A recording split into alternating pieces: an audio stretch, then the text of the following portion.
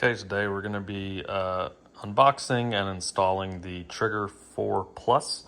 So this will let us plug in four different accessories. I'm going to use some lights. I'm going to install those later. Today this is just installing the Trigger 4. I did buy some splitters, so I'm going to try to maybe even install more than four. Some low amp lights into some of these higher amped fuses. So we unbox here, some instruction or warning. Here we've got some cable ends to terminals to hook to the battery. We've also got some numbers and stickers to put on the wireless switches. And so we've got four switches here. So here's the wireless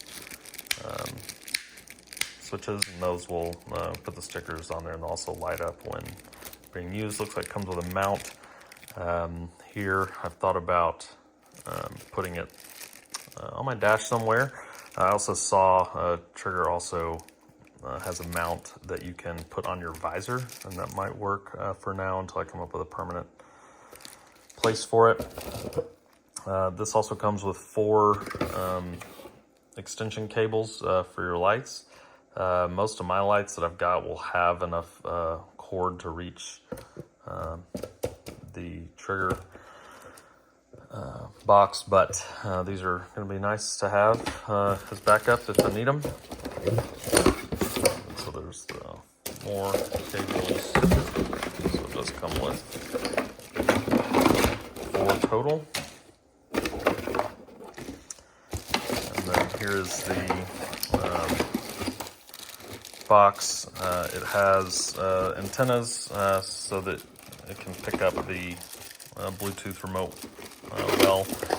It does have input here if you've got your own switches and you don't want to use the Bluetooth that it comes with. It's got these three cables. I know that the red and the black are going to go straight to the battery. So I'll put those terminals on, and red for positive, black for negative. The yellow, I'm going to put add a circuit fuse on here and tap it into the fuse box underneath the hood. And so the reason I got this whole system is so that I don't have to go through the firewall of the hood into the cab, and so hopefully this will be a nice remedy so that I'm not running a bunch of wires through that firewall. And then as you can see, there are four ends here to be able to plug lights in. Again, I'm going to try to plug some splitters into a couple of these, or at least one, so that I've got some lights that I'm working on one switch. So I've got some daytime running lights that I'm going to add to my grill. That'll get its own switch, or I may just run those straight to the fuse box and skip the Trigger box. And then I'm going to have just some spotlights on the bumper and then up on the rack when I get that in. And so that's the unboxing, and we'll move to install. I suggest putting a blanket or a towel down across here as you're working. I just dropped this battery to the remote down in there, and it was not fun taking off two skid plates to get that back. So I probably won't add that towel now just because I'm far from the house and don't want to fool with it. Gonna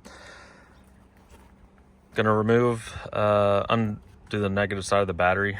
Fortunately, my Frontier has a spot here where I can tap in and here without having to undo all the terminals. And but I'm just gonna undo the negative just to be on the safe side. And then next I'm going to put the terminals on the end of the wire and clamp it with some vice grips, and then connect that up to the battery. They give you some Velcro. It doesn't look to be the strongest Velcro. I've got some 3M ones that are a little bit stronger and bigger strips on the way, but I'm going to Velcro it to the top of the fuse box. But first I'm going to get in there and tap the yellow wire before doing that.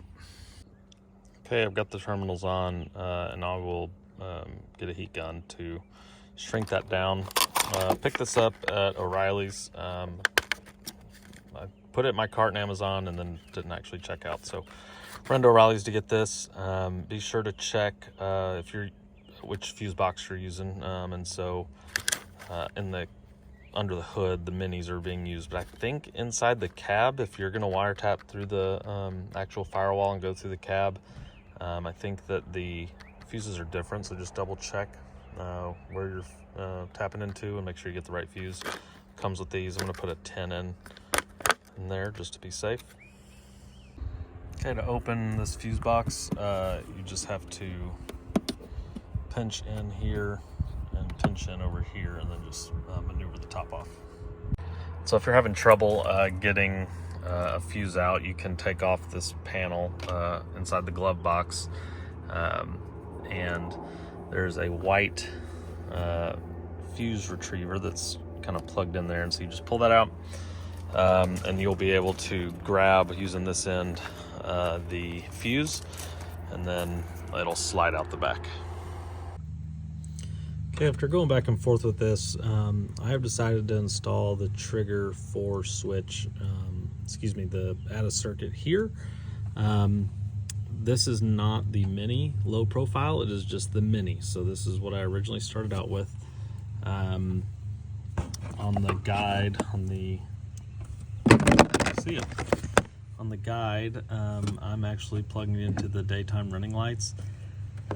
I know it's strange. I know the daytime running lights only come on when the car is on. However, this fuse is always live. So even though the car is off right now, when I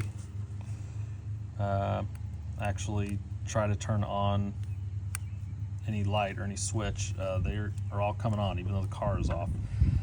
So I know this is gonna pull a little bit of battery all the time while the car's off, but just based on what the maker says online, it's very small, and it only is going to really, drain your battery over a matter of weeks. If you're not starting the car, and I mean, I'm driving every day, so I'm not really worried about it. If it becomes a problem, I will change it. So I'm plugging, again, the add a fuse into the daytime running lights. I went with a 15 amp fuse on the back towards the trigger, and then I went with the 10 amp for the daytime running lights because that's what it calls for.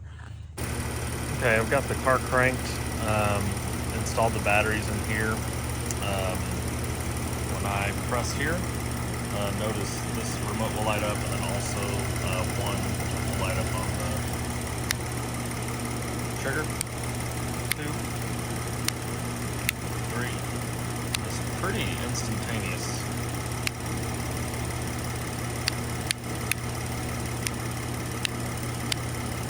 The buttons feel nice. You can also do it from here. So yeah, I'm going to tape these up. My lights don't come in until tomorrow, and I'll do install videos for that. So I'll just tape these ends up so they don't get wet. And then I'm also going to just temporarily Velcro this down using what they gave me, and then when my nicer Velcro strips come in, I will put those down so this won't be here on some not so great Velcro. So that's the video, guys. Again, I'm going to install some lights tomorrow to actually hook this up and make sure they're working. But from what this looks like, it looks like it's good to go. So if you like the video, please leave a comment, like, and smash that subscribe button. Thanks for joining me on this install.